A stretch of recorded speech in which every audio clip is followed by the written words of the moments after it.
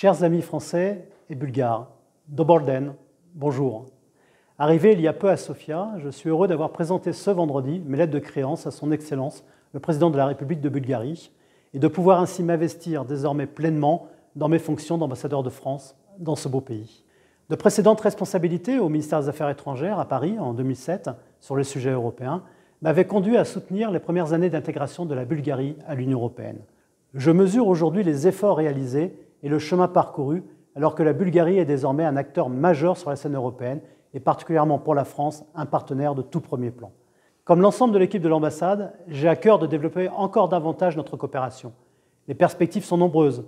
La présidence française de l'Union européenne au premier semestre 2022 a démontré que la France et la Bulgarie partageaient la même vision de ce que nous souhaitions faire de notre avenir commun européen, à savoir une Europe forte, compétitive, ouverte, souveraine et solidaire. Forte et solidaire d'abord envers ses propres populations fragilisées par les différentes crises ou les défis qui se succèdent, la pandémie de la Covid-19, le changement climatique, les répercussions économiques et sociales de l'agression russe sur l'Ukraine.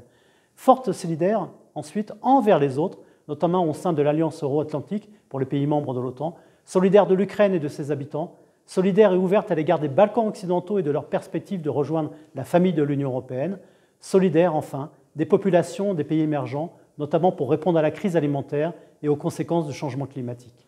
Sur le plan bilatéral, la coopération économique est appelée à se renforcer. La Bulgarie fait confiance au savoir-faire de nombreuses entreprises françaises et les secteurs pour travailler ensemble sont nombreux. Énergie renouvelable, eau et assainissement, les ingénieries de pointe comme le nucléaire et l'aéronautique par exemple, sans omettre l'apport de la French Tech.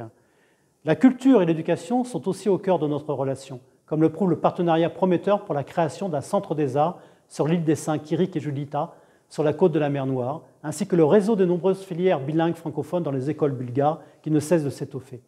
Ce ne sont que quelques exemples qui illustrent le dynamisme du service de l'ambassade et de l'Institut français de Bulgarie, qui, avec les 2 lycées français de Sofia et de Varna, ainsi que le réseau des alliances françaises en région, anime activement notre partenariat culturel et francophone.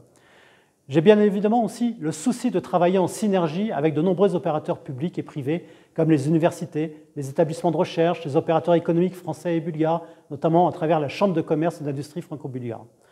Enfin, l'ambassade de France est aussi un service public dédié à nos compatriotes.